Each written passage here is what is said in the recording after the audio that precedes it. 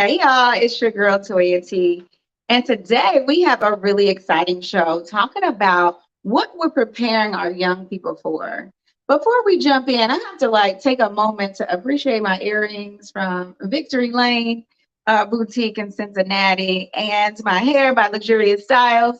And today's platinum sponsor is La Femme Artistry. That's the painting behind me. They have an event coming up on May 21st. I believe all the tickets are sold out for the main event, but I think there is still some room for the after party. So make sure you go check them out. It's online, it's all over the place. So make sure you check out Nora Blanc, the Elegance Art Show. So today's show, we have some great guests to really share their perspective about what we're preparing our young people for. And with that, I'm going to let them do a brief introduction. We have Tom Burton, Princeton City School Superintendent. I'm a proud Viking. I'll Yep. let him do a quick introduction. And then we also have Katie Milligan, who is from Heartland Forward. I know a lot of people are not familiar with all the great things that Heartland Forward is doing.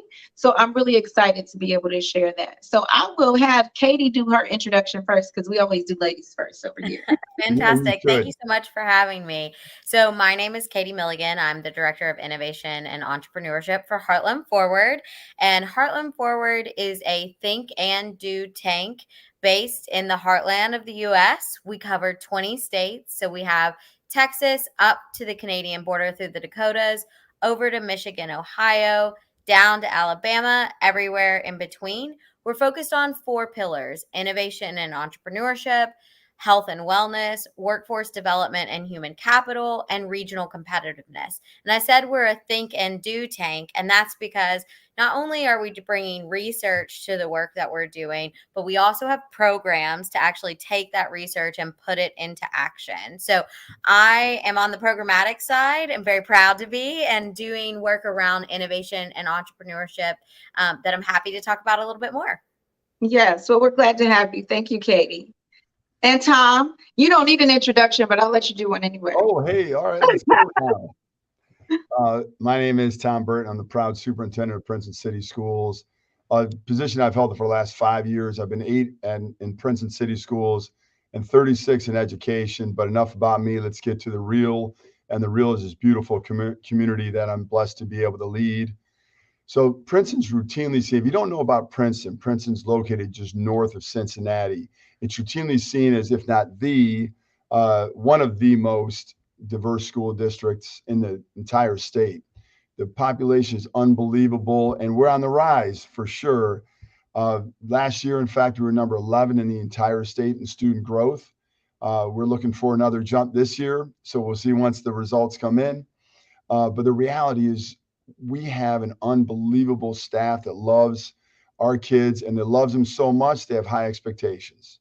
And so I look forward to talking about that and many other things here in the next couple of minutes. All right. Well, we'll get started. I've been talking a lot lately about the pandemic and how the pandemic has sped things up, not only in your own personal life, but just across the board. So I'm curious to see what you guys think about how the pandemic has impacted education. What has that been like for you? And you can expand that and even talk about workforce and those pieces as well, Katie. Yeah, I'm happy to kick us off because I know Tom's going to have a lot to say about how this overhauled education. I think for us, and for corporates and for people in the workforce doing workforce development, people had to get very flexible very quickly and had to really adapt to the telehealth working or Zoom working. I think we all, obviously, as we're doing Zoom right now, and we're all in different places. And I think for that, one of the things that we work a lot on is broadband connectivity. And one of the challenges is without broadband, it's very difficult to go to school. It's very difficult to have a job in 2023 because if you don't have affordability, accessibility, and digital literacy or knowing how to access Zoom or access telemedicine, it's incredibly difficult to either keep your job or find a new job or even finish up school. So I think for us at Heartland Forward and for me personally, what we saw was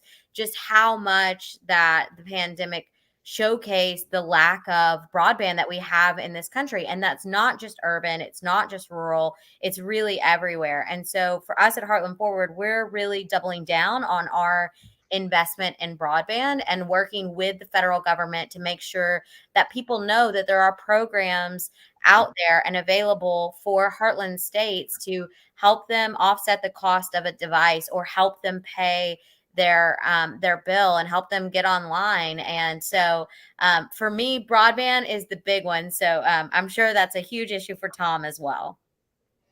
Yeah, Katie, you're certainly right. But I'm going to take a little different vein as I always do, seemingly with these programs. So I will tell you that obviously COVID was an accelerator. It was an accelerator for innovation and really looking and doing things differently. But quite frankly, should never, ever have taken COVID. And just to make sure I hit all these points, let me look to my right. But, we talk about it shouldn't have taken COVID to show an authentic appreciation for educators. Like I never felt more love as an educator ever than during COVID. The second people felt like we were coming out of it, then all of a sudden we saw a lot of literally hate across this country and really people pinpointing the fault at educators. So it went from massive love to the other end. And it should not have taken COVID to show the appreciation, nor it shouldn't have taken COVID for parents to be parents and sit down at the same table and talk to their kids. Or it should have taken COVID to help close a digital divide. And Katie, when you were talking specifically about the broadband, I'm going to talk just about a couple different programs that we did. So first, the very next day when we realized we were going to close, and it was not going to be just a little bit of time. So we came up with a program to make sure we did one-to-one across the district.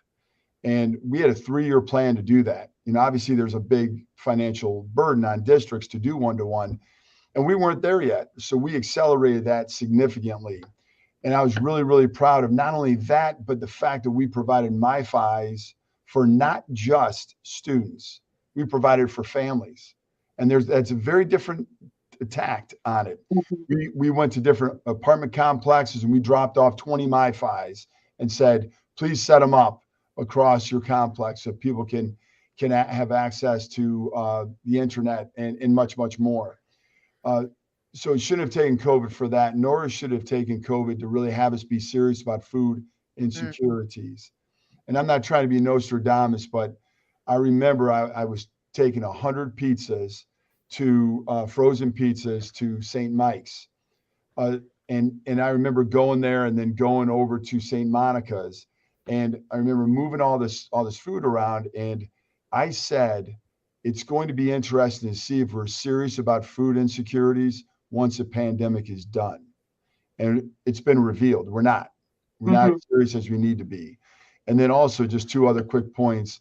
It shouldn't have taken COVID to have us like authentically design innovative programming, but it did. And in the same vein as with the food, I said, are we going to come back to like normal or are we going to come back to better? And so that was a mantra that we followed at Princeton. And then ultimately, it shouldn't have taken COVID to have us be authentic with collaboration and to have us be serious about fair funding. And ultimately, and this is where I'm going to conclude, but it shouldn't have taken COVID to have us be serious about providing equitable practices across the board. Right. Well, it definitely lended itself, right, to, I think, highlight some of those key areas where there was some inequality that maybe had gone unnoticed over time, but the pandemic put a glaring magnifying glass on those areas and said, okay, what are you going to do about it? And I think that it really caused us to start to say, what are we doing to prepare our young people?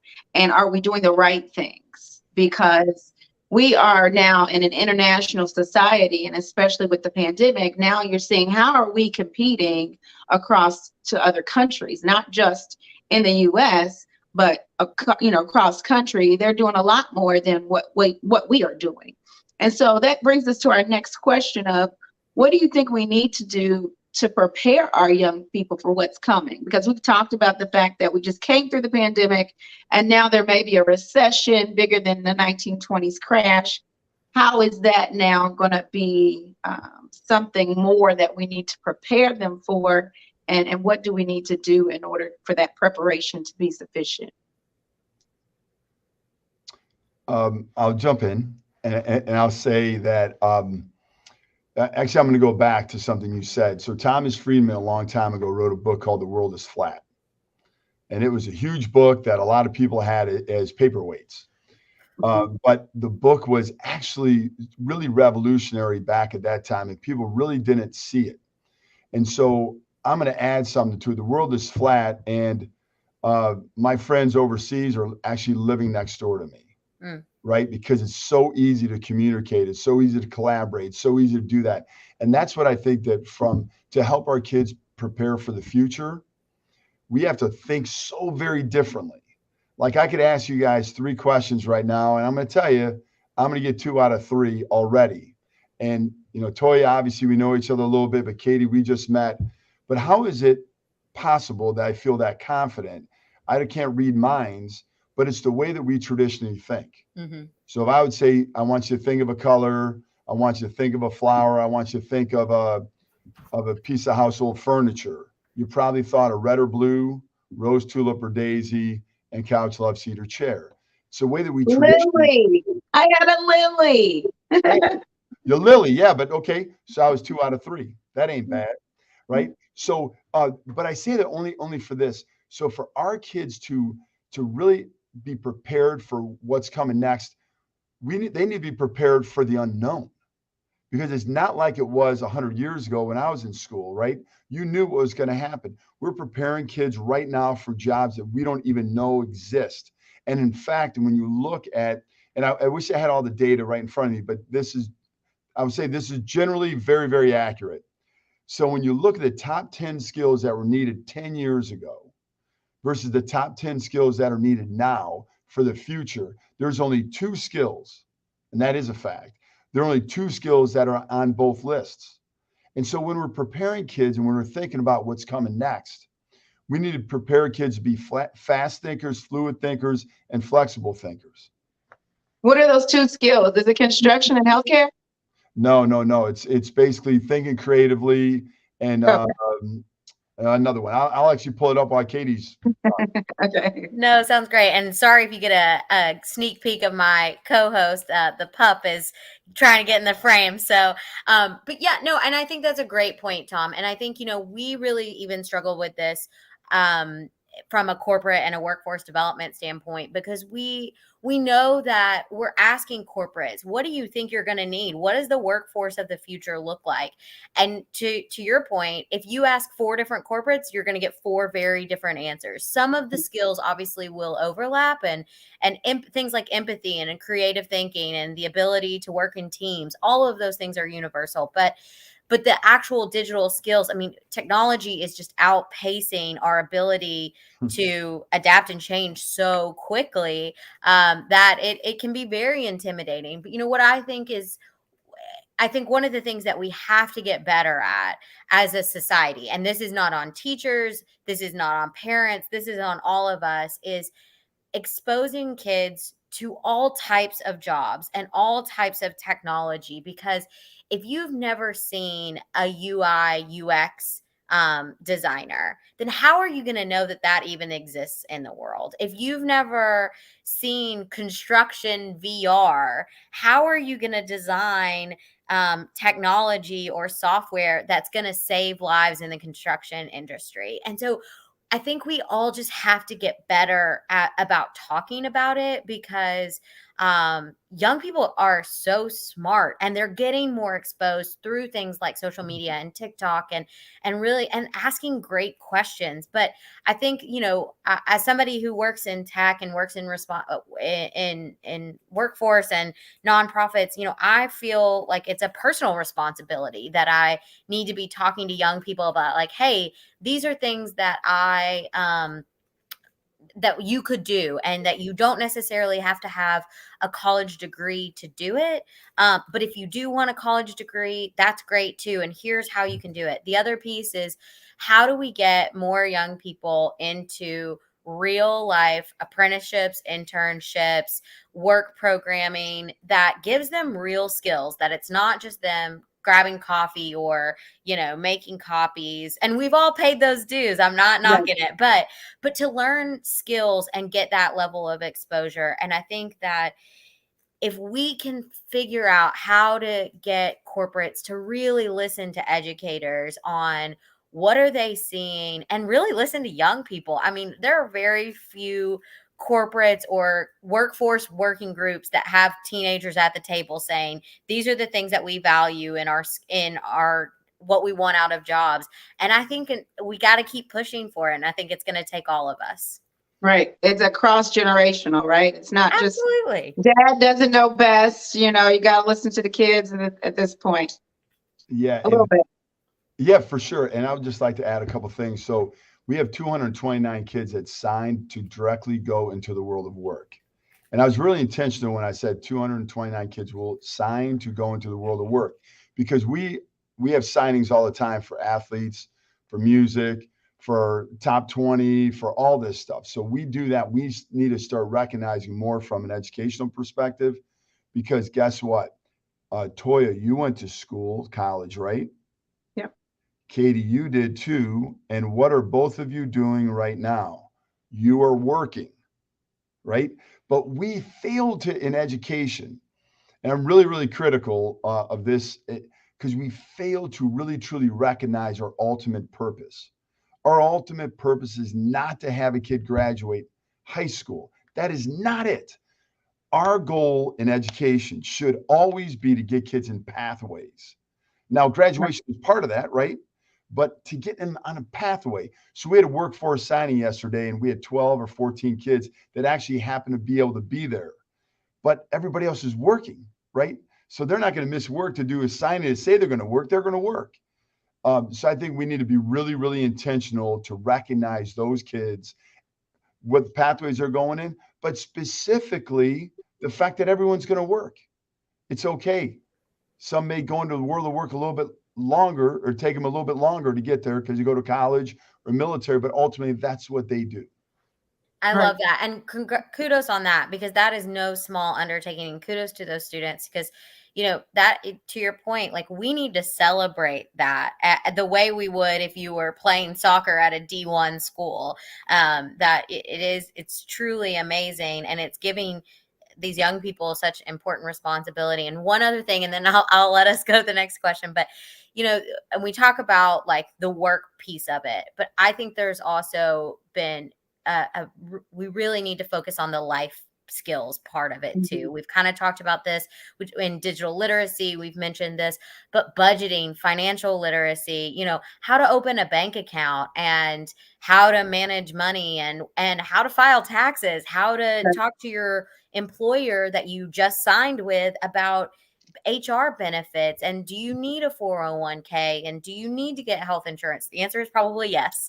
But all of those things, and because I think no matter what, if we think about that as that is a universal standard that should be taught, then it just helps everyone get ahead, as opposed to being like, oh, well, somebody's parents or guardian or whomever will teach that. Like, right. No, we all, again, this goes back to all of us, is that it's on all of us to teach these things and to expose these young people to these life lessons.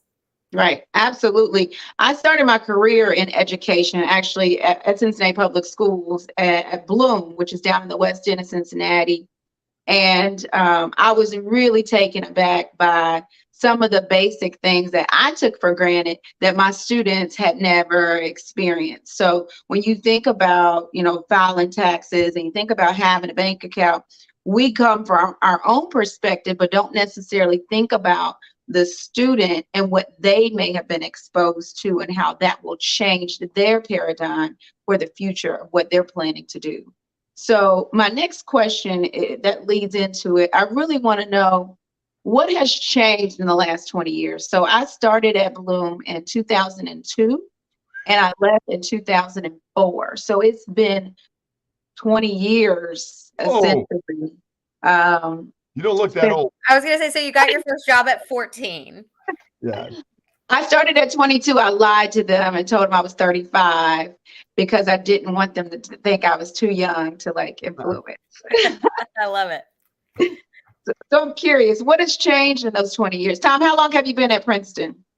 So 8 in Princeton, 36 years. So I've been in education longer than you are old, I think. But this is what I have to say. You know, we have to, again, going back to this whole change theory.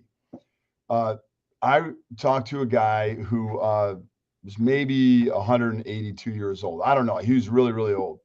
And he said the problem with kids these days is that they don't know how to write a check. Well, they don't need to have to write a check, nor do they need to know how, just to push on you guys a little bit, know how to open up a bank account, to go to the bank the way that we normally did it. They do everything online. They do everything with an app. Grab your phone. You can invest. You could get mortgages. You could do everything on your phone. So that, I think, is really important to help kids to be intellectually curious. And I think the need for that now is what is the major change. Because 20 years ago, I remember I was a middle school principal 20 years ago. And I remember we had this leadership academy, and it was awesome, man. The kids were amazing. We loved them. And we went through a whole bunch of real world experiences through all these different activities that we did. Some of those same activities I'm doing, like literally we'll be doing when I retire, when I'm doing student leadership work, the same ones. The difference, though, is that when you look at Mission to Mars and you look at everything that you need prior to going there, it's different now. And so when now I think the whole intellectually curious, that's a number one skill, because if kids are curious, they're going to find out where to go. It's like my son who wanted to rebuild a computer, and he didn't even know how to do it. And then he was like starting to do it. And I'm like, where'd you learn that? YouTube. YouTube. Right. Exactly. Now there's probably some app that will do that. But the curiosity is so important. And that I think is the big change, one of the big changes anyway. And you have like resources at your fingertips. Like I remember being in college, taking a class on Boolean searching. So like I'm literally like certified, I don't know, private investigator.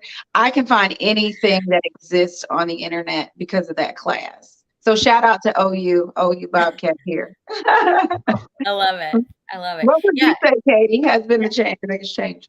Technology for sure. And I think too, you know, also in that, the bank account's a great example, Tom, of while you may not have to go to physically open a bank account, as we saw with the pandemic with PPP loans, if you didn't have a relationship with your lender and you're a business owner, it was incredibly detrimental. So I think to your point, you know, what's changed is the technology, but some of the rest of the world hasn't quite caught up. And so I think Gen Z is going to have to bridge that gap even more so than their millennial counterparts, is that because they're operating at the speed of tech. To your point, they are learning all of these things on YouTube and TikTok and getting all this exposure that we couldn't even dream of. And still are going to have to catch up, you know, the rest of us, frankly. And so I think, to me, it's inspiring because it makes me look at my biases or the things that I'm like, oh no, I need to do that in person. And I'm like, a Gen Z person would never do this in person. Like I need to push my own limits. And, but yeah, I think the tech piece is what's probably changed the most. And, but to me, that's a good thing. That's a hopeful thing and an exciting thing. But you still need to know the fundamentals of credit, what it means, how much it costs you, all of those basic fundamentals that we take for granted. You know, I remember going to college and one of my colleagues got a credit card for $500. He went, he bought a necklace. He never looked back. He didn't pay anything. And of course, that can ruin your credit. But if no one ever has a conversation that, hey, you have to pay that $500 back. Yeah. There's not just an intentional, like they know intuitively that they need to pay that back. They think, oh, it's a gift for filling out this application that they wanted me to do. This was how they're rewarding me. And so those are small things that I think we take for granted and that need to be talked about with our young people as it relates to finances. We only have 4 minutes left, and I do want to make sure that we talk about resources. So, Katie, I know you guys have some resources. You're doing some different cohorts throughout the country. Can you talk a little bit about the way that people can get funding for starting a business, that kind of thing, just real Yeah, quick? And then happy give to. your contact information after that, and then we'll go to Tom. Okay. Yep. Sounds great. So, we are currently running a program in partnership with Builders and Backers. And Builders and Backers is an idea accelerator that is designed to be virtual. So we don't want you to quit school. We don't want you to quit your job if you're already working. And this goes for anyone over the age of 18. We're figuring out the K-12 space. So hopefully, Tom, I might be calling you and be like, hey, but this is for anybody that has an idea and wants to turn that idea into a reality. We have a 90-day program that we're doing across the heartland. The first 45 days is spent really understanding the idea and the assumptions around your idea. And then the second 45 days is actually getting $5,000 to go and test out that idea. And so we talked a lot tonight about how do you put things in real life and in real perspective. And this program is helping to do that. We also have a lot of research through Heartland Forward. So one of the big research reports we just put out was about healthcare workforce, and about ways that people with and without degrees can fill in some of our healthcare workforce gaps. And there's also recommendations for policymakers in that report. So I would highly recommend that you check those two specific things out, but we're going to be continuing to roll out programs in the Heartland in our 20 states. You can always find out more at heartlandforward.org. And I'm always happy to talk with anybody that has any questions about the work that we're doing. Excellent. And what's the next cohort that's coming up? It's in Columbus, right?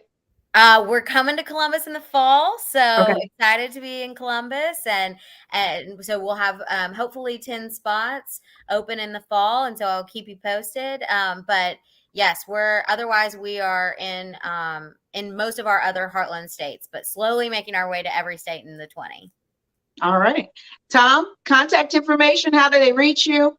Any resources that you want to give out to the viewers?